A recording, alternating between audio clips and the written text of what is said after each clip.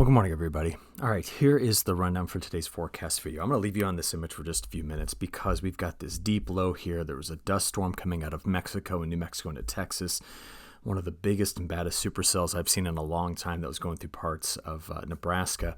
And you can even see some deeper convection over the southeast. But I want you to just look at this image for a second because it is going to be the setup for this week's severe weather threat that's going to move across the country. We're going to get to that in a second. I want to show you the latest updates on the precipitation pattern over the next 10 to 15 days, which left a big hole in parts of the plains and, to be honest with you, completely didn't just fill in, but gave a pretty massive risk for severe flooding down here in parts of the southern plains. We'll get back to that in a second. I want to talk about the temperatures. I want you to be watching May 4th specifically for some cold weather east. I don't see it as a big frost event, but I just want to watch out for it anyway. And then I want to get into a discussion about something called the quasi-biennial oscillation. And along the way, we're going to look at those analog years again and just try to piece together where this whole story might be going. And I'll finish up with a bit on international weather. So take a look at this. This was yesterday. Just watch this. Watch the storms erupt here. We had the weak frontal boundary here, deeper storms coming out of Mississippi. I'll show you this guy here in just a few seconds, but watch the dust that's down here in parts of New Mexico, and Texas. That was incredible just to see that dust storm erupt. But the culprit, the thing that's driving the severe weather threat this week is this cutoff low, and it is cut off, and it is slow. And as a result, we've got this 3-day threat moving across the United States for severe weather. Now, I wanted to show you that supercell because, I mean, to be honest with you, to see this on satellite, watch the nose of this little cumulus field right here. This was yesterday morning on Sunday, getting into the middle of the afternoon. Watch it just erupt. There it is, into a huge supercell. And what's amazing is to the south, you keep an eye on that guy right there. That one attempts to go as well, but just completely abandons its updraft. See that? Just tosses it out. And that's just a floating anvil with no cloud underneath it. But the one to the north survived. And there's actually a few different supercells that took on quite a bit of rotation. And that's a massive storm that was rolling through that part of Nebraska just yesterday.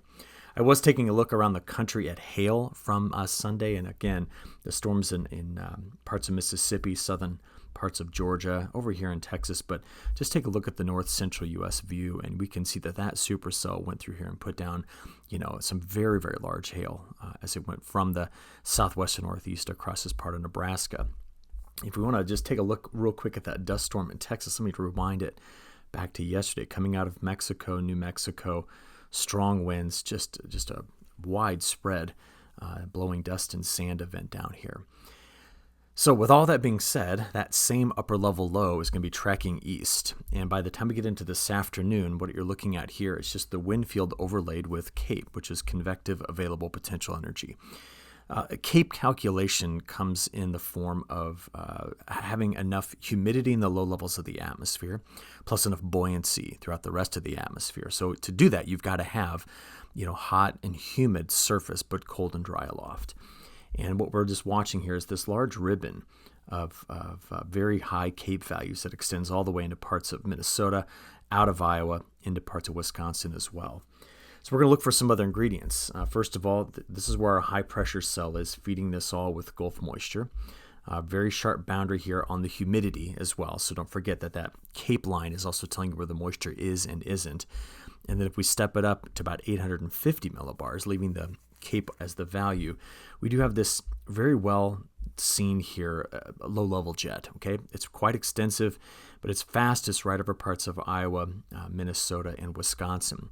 And deep into the atmosphere at jet stream level, there's our broader trough that's going to be just taking this surface wind, which comes out of the south and aloft, giving it a southwest component at much greater speeds, which is what's going to give us the wind shear needed to get these storms to rotate. Now, I imagine this is going to be a pretty challenging forecast for the National Weather Service, and I do expect to see a pretty large area in through here of tornado watches, at severe thunderstorm watch. They're going to get active in this area later today. This morning, it's mainly about blowing dust here in Illinois. This is about wind in the northern plains, and here's a few areas in through here of red flag warning. On the back side of this system, it does have some cold air, so some snow is still going to come through the Rockies, and I'll show you that. I just want to point out there was a frost risk this morning right here over parts of Virginia, but West Virginia, Ohio, and Kentucky. But I went looking for cold temperatures there and just using the weather station. So this doesn't mean there wasn't some patchy frost in this area. I see a lot of 34s. Okay. There's one there, I guess right here. This is pretty high in elevation at 32, but the majority of this area did avoid that frost. Although this is interesting, 36 with double star snow. That may have been a bad reading. I'm not sure. I just noticed it right now as I'm recording. But anyways, let's get past this and look at where things are going to go with severe weather. I'll come back to the frost in a moment. Storm predictions there. In fact, let's get an update on this, see if they change anything. No, they still have a broad area, northern counties of Iowa, getting into Minnesota, Wisconsin, that they've put out a moderate risk for severe storms. Then you can see just a large region along that kind of that area that's got the instability later today for the severe storms to open up. We then take a look at tomorrow. This is as the front progresses, an enhanced risk that stretches from New York back to parts of Ohio, but that boundary will linger all the way into south central Texas. And then we get out there on day 3, and we're going to start having a lot of dialogue about Texas, Oklahoma, New Mexico, Kansas very soon, this area, as this pattern takes a pretty big shift. All right. So let's just have a look at this morning's radar animation. And we're going to stop this right at the very end to see how well the models were initialized. So this is the progression just through this morning. Let's stop it right there. So we were watching, what's about 6 a.m. Central Time. So you see where these features are, okay?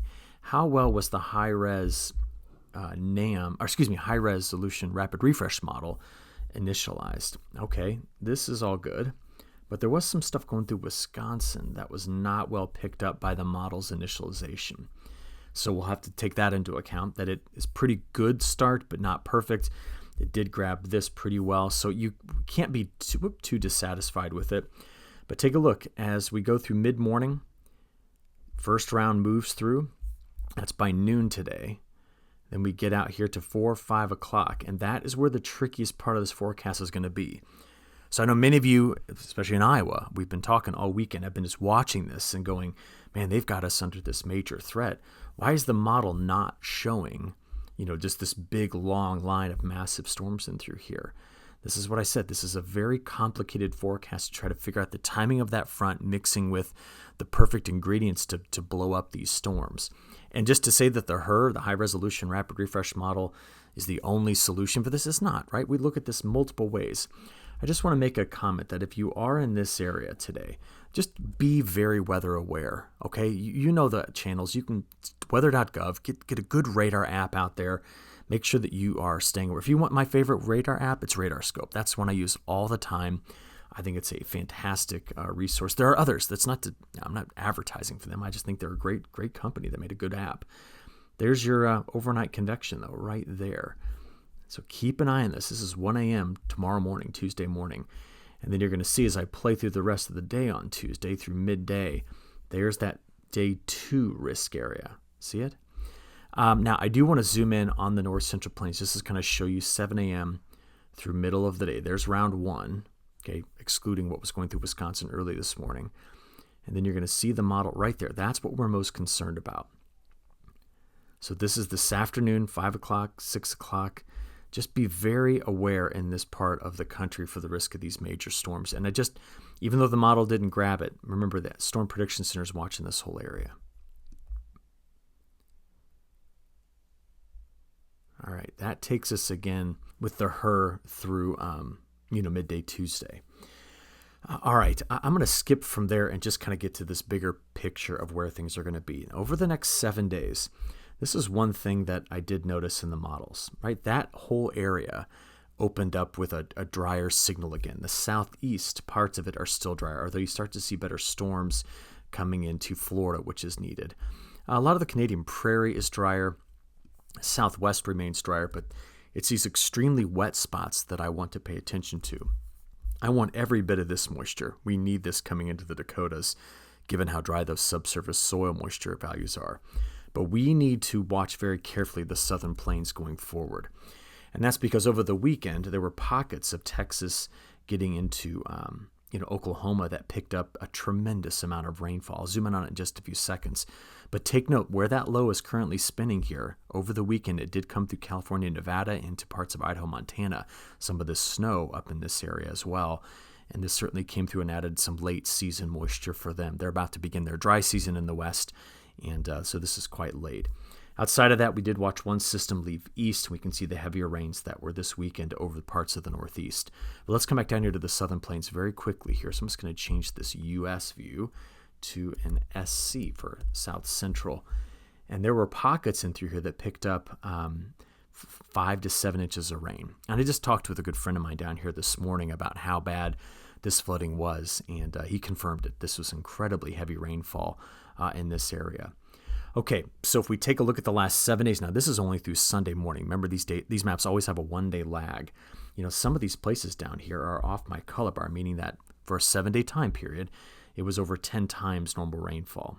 Same thing for this part of Kansas, but look farther to the north into Nebraska, or look right here in this part of Texas. These are holes. Same thing here. Remember, now this was wet 2 weeks ago. But this is why we have to continue to talk about the southeast drought. You can see also going up mid-Atlantic drier, Michigan's drier, northern Minnesota's drier. And these new storms coming through, they may hit more of the southeast corner of Minnesota than north central. And then we look back west and continue to see the issues we've been talking about for a while. Over the last 2 weeks now, so let's add another week to it, you get this map. And so this would give us that mid-April to late April look. And I just want to kind of keep making this point about where the rain has and has not been. So how about some stats? And then I'm going to use these stats to try to understand something about my analogs. This is where we've been in the month of April. Outside of what just came through California into Nevada, it's been quite dry throughout the west. Our wettest corridor has come in 3 different events. The first one hit here. The next 2 hit this area. All right. There's been drought developing down here in Florida, though. Excuse me. So you look at all of that and say, all right, well, Eric, remember you gave us some analog years. Here they are, 96, 99, 06, 08, 11, 12, and 17. And there are parts of this that make a lot of sense, but I'm going to make just an important statement here. I hope this was clear from the beginning. Analog years, okay, there is no such thing as a perfect analog. You won't ever find it. To be honest with you, it's a statistics problem. There have not been enough years. Okay, this is crazy to think. There's not been enough years that there's been a statistical match in a repeat of a year. For nonlinear chaotic systems, the likelihood of a year being a repeat of a previous year is practically zero. So remember, this is another flawed way by which we try to make long-range forecasts. Using the models is another flawed way. My intuition is the third flawed way. It's this massive lesson in failing to predict the future state of the atmosphere. It's fun, but we're terrible at it. So you've been staring at the map that just is my analogs. And so I always look at this and I just say, is there any sort of pattern? Yeah, it was really wet in through here. We tended to be drier in the southeast. There was times it was wetter in the west, and it was wet in the northeast and wet in the upper, that's all we can do with this. We cannot make more of it than that. So please be careful with that kind of thought process. So does it look like it? No, not perfectly, but there are things that match up that we have to pay attention to. You say, what about the temperatures? Well, the temperature's been pretty wild. We've had some very hot days that have gotten to the central U.S., but then you average it, and we're actually closer to average. The cold has been matching the hot in the month of April. Now, it's been very warm in parts of the mid-Atlantic and the southeast. So we say, well, what about those years that we had, the analogs for? Well, no, they don't really match up, right? I mean, we've been chillier here at times. It's been warm for just a few days, but there you go. So there are similarities, but there are differences. And I'm bringing this up now before I do any other forecasting because I'm going to look at this again at the very end. And here's the biggest issue. The upper level pattern in all of those years combined, 96, 99, 06, 08, 11, 12, 17, had a deep trough off British Columbia. That's the average right there. That was the most defining feature. You know where we've been so far this April? There's been a ridge there. So I'm telling you all of this for another reason, okay? I didn't expect spring to line up perfectly. What I'm concerned about is later this summer, because as we look out there longer term, it's these ocean temperatures that may have more of a control on the summer pattern. So in April right now, okay, we're going to compare it to those years. which was kind of cool in here, fading La Nina, warm Pacific warm pool that pushed into, just north and west of Hawaii, cool in Japan, cool across the Indian Ocean. And take a look at the Atlantic. Now, do we look just like this now? Well, you can look at it a couple different ways. I'm going to use this map over here. It's the difference between the global mean. Okay, you can look up here and look at historical anomalies, or you can look at the difference in the global mean. And by the way, I hope Matt does this because we talked extensively about it on Friday. He hopefully tomorrow is going to talk to you a lot about the Pacific warm pool getting into the Indian Ocean. Stay tuned for that. That's a cool dialogue. But let's come back to this. All right, do we have the fading La Nina, some cool water here and there? Yes. Is the Pacific warm pool opening to north of Hawaii? Yeah, you see that signal, cool around Japan. The Indian Ocean doesn't look quite the same. Certainly the Atlantic does not look like this. But there are features about this we just can't ignore. And that's why these years are showing up as our analogs. That's all we can take out of that, okay? So what's going on right now with the pattern? Well, over the next 15 days, we still have this. The mean position of our jet stream is north. But this feature right here is one we have got to pay close attention to. It's a little cutoff feature in the flow, and it is not completely stuck over the southwest. In fact, I think it's going to move. And as a result, we're going to get a lot of warm air out ahead of this, and we're going to have this system cranking things off into the southern plains. So we need to get in there and talk about it, because over the coming days, the thing that's going on in the Pacific right now that we can't ignore is this guy right here. Now I want to show you where it's going to go. There it is, just right there in that blue. Now watch this. Okay, we've talked a lot about this first wave coming through. See it there? There it is. That's the one that's setting off all the severe weather tonight. We then have the secondary wave ejecting. This is on Wednesday. The pressure trough lives here. We've talked about the severe weather. Watch that guy. Because by the time we go through Wednesday into Thursday and Friday, it meets the West Coast. And then by the time we get into the weekend, that's Saturday, Sunday, it dives into the southwest. That's going to bring in some much colder air and unsettled air too. Then we watch early next week, and what we see is, watch how slow it is. Sunday, Monday, Tuesday. It just barely moves from California into Texas.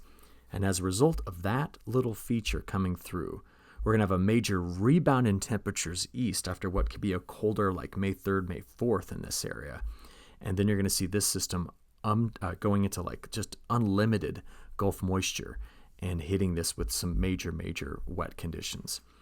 So over the next 10 days, there it is. You can see it. Now, are we going to stay drier in the southeast? I think so. Are we going to watch another system curl through here and bring in wet conditions through that quarter? Yes.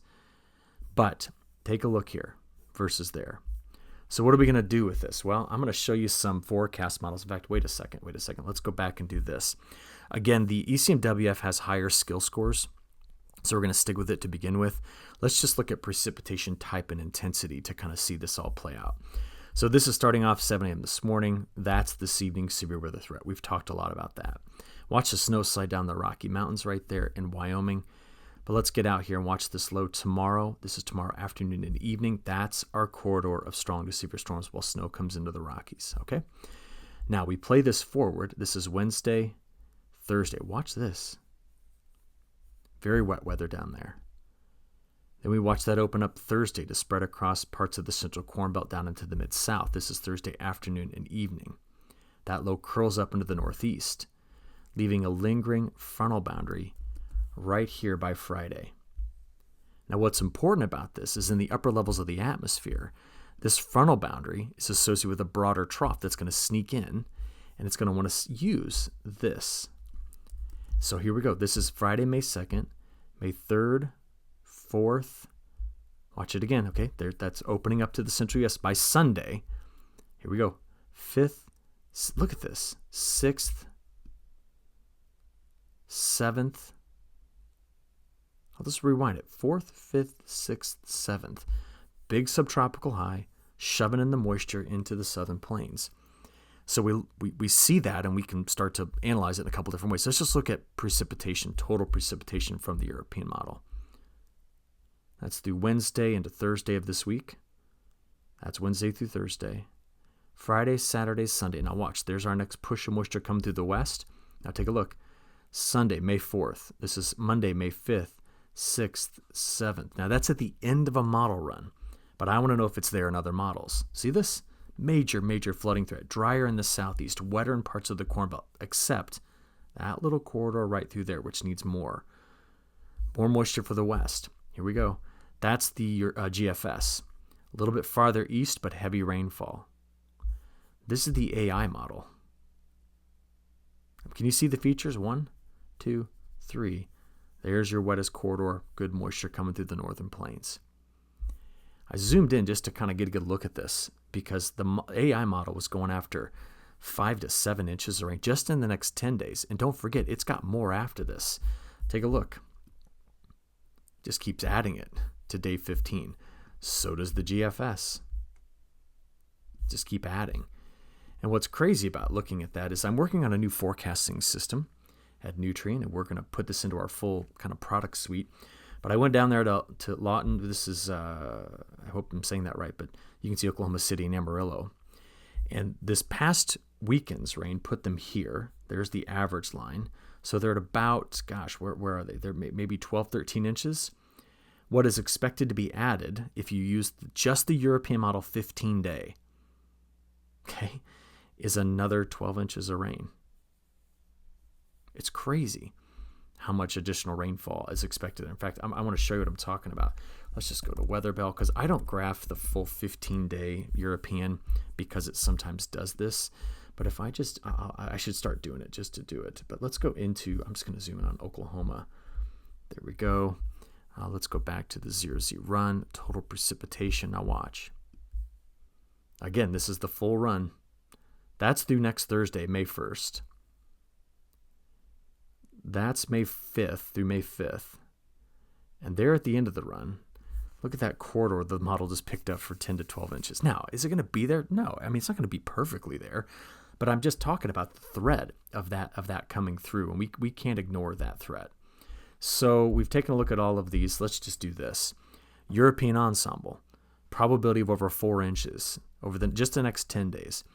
This is a 50 to 80% chance. If they have any at the 8 inch, yeah, they've got a 10 to 30% chance of over 8 inches there. Down to 2, much broader area. That's that slow trough and what it does. 1 inch, now you can see those corridors. 1 up there and 1 right here. Drier in the southeast. Look, the probability of staying under a half there. It's the influence of the ridge.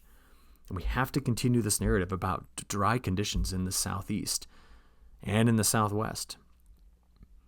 Okay, from here, week 2, all the models are kind of lined up with that same idea. See it? Now, what's important about this is to notice that we're going to see windows opening up here in May for getting a crop planted. Very, very wet here, but windows are opening in this area, which is something we've been talking about last week, and we're going to continue to monitor going forward. So what'll be the question is, if we have planting windows open up, do the temperatures behave? Over the next 7 days, this is our frost risk map. Nothing is uncommon about this. This is very normal to still see frost across parts of the northern plains. You can get frost late into the season at high elevation in this part of Nebraska, same thing for Colorado. Northern Wisconsin, Michigan, yes. Interior of the Northeast, yes. This is a pretty standard map. But as we look at the temperatures, watch the fluctuation with these lows. Here's today's highs, getting into tomorrow, pushing all that heat east. Behind the front, cool down. We then go into Wednesday, quick rebound in temperatures for the midsection of the country, but watch the west. That's Thursday, getting into Friday. Now, we're going to watch this low that we know is going to come in after May 2nd. So if we get out there to May 3rd and 4th, okay, here's what I want you to see. When that low comes in on May 3rd, I want to be watching this area right here, pretty far to the north, but right here, Ontario and the Great Lakes states. I'll come back to that in a second. Cold air coming into the west with that cutoff low, and this, where it sits, is what keeps the systems rolling into this area. May 3rd, 4th, 5th, 6th, 7th, 8th. I think that's when it's going to be hitting this region. Okay, bigger ideas though here. Do we get cold, stay cold, or get hot, stay hot kind of thing? Well, the models are running across the graphic, day 0 through 5, day 5 through 10, day 10 through 15. And now you're going, why are you worried about cold here? I'm just worried about a shot of it. And I want to show you what I'm talking about. So here's our probability maps. We're going to go for the chance at going under 40, okay? Because we know if we get down there in the low to mid 30s, we have to be concerned about frost risk. So what we see here is that high probability by Tuesday morning that we're below 40 in this region. Let's go beyond that. This is now Wednesday morning, Thursday morning, Friday morning, Saturday. Now we're going to watch May 4th, Sunday morning. I just want to point out that it's more into the interior of New York. It's more going to be UP of Michigan or northern Michigan, but there are chances showing up that we're going to dip some cooler. And again, this is the probability of being below 40, okay? Then after that, we just see quite a bit of moderation in the pattern continue, right? So I just need to point it out. It's something to keep an eye on. All right, longer range. Here we go. This is that deeper dive I mentioned. This is the week 3, week 4 precipitation pattern released on Friday from the Climate Prediction Center. They've gone mild. That makes sense given the northward retreat of the jet. They continue to keep this part of the southern plains wet. Now, thinking this through, I don't know what they're seeing here, but let's go have a look at this in a couple different ways. CFSV2, May 12th through 18th, drier northern plains, wetter southern. You then come over here, 19th through the 25th, drier Corn Belt, wetter southern plains, wetter right across the northern to the U.S. Does this match up with the European? Well, I'm going to show you something about the European. This is its new forecast for the entirety of May. And it's got a larger area that's quite dry here and still very wet there.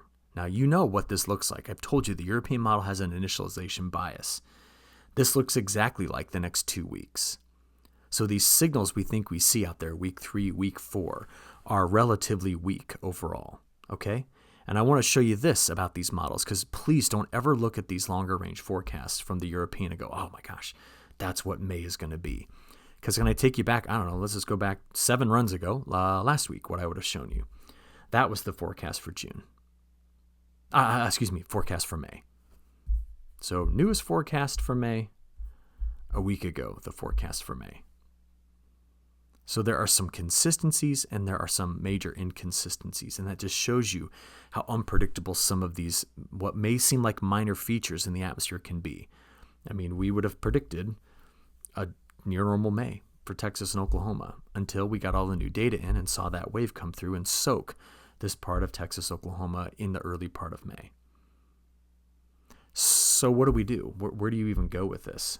Well, I need to tell you something. Even though you're seeing all this rainfall coming into the plains now, my narrative has always been about summer, right? We knew that spring was going to be unpredictable. By its very definition, the overturning of the atmosphere makes spring unpredictable. But what I'm watching out for in summer is this. Do we lose global angular momentum? We lost it in January through February and early March. It came back in early March, which set us off on this active pattern.